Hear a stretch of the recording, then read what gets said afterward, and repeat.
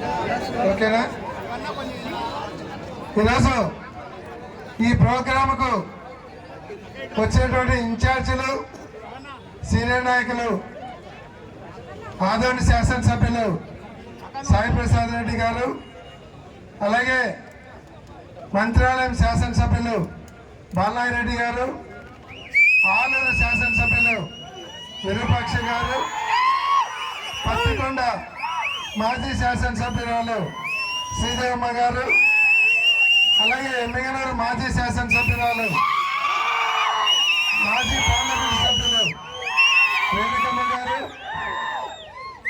అలాగే కోడుమూరు ఇన్ఛార్జి సతీష్ గారు, deputy mayor Renukamma గారు, మిగతా చాలా మంది నాయకులు ఉన్నారు.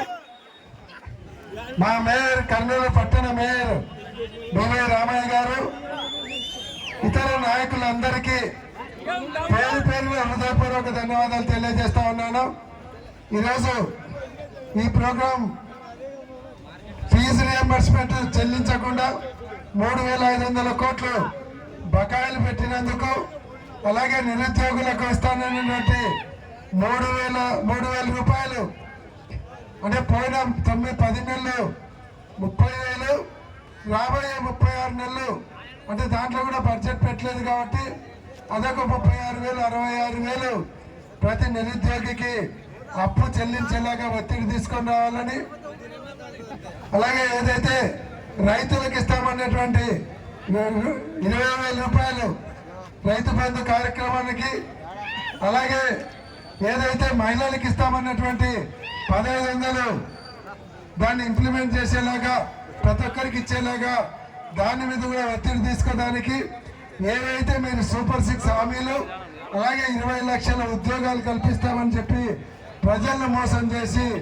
మొదటి సంవత్సరంలో కనీసం 10 ఉద్యోగాలు కూడా, కనీసం 1000 ఉద్యోగాలు ఇవ్వలేనటువంటి పరిస్థితి. కాబట్టి ఇన్ని రకాలుగా మోసం చేశారు. తక్షణమే నిరుద్యోగ భృతి, విద్యార్థులకు ఫీజు రియంబర్స్మెంట్, అమ్మకు తల్లికి వందనం కింద ప్రతి పిల్లవాడికి 15,000 పోయిన సంవత్సరం ఎగరగొట్టారు. ఈ సంవత్సరం బడ్జెట్లో కూడా తక్కువ పెట్టారు. కాబట్టి పోయిన సంవత్సరాన్ని ఈ సంవత్సరాన్ని కలిపి ఇచ్చేలాగా ప్రభుత్వం మీద ఒత్తిడి తెచ్చేదానికి జగన్మోహన్ రెడ్డి గారి పిలుపుకోతో ఈ కార్యక్రమానికి ఏర్పాటు చేయడం జరిగింది. దీనికి విచ్చేసి దీన్ని విజయవంతం చేసినటువంటి నాయకులకు, కార్యకర్తలకు అందరికీ పేరు పేరున ధన్యవాదాలు తెలియజేస్తా ఉన్నాను. ఇప్పుడు మంత్రాలయం శాసనసభ్యులు బాలనాయి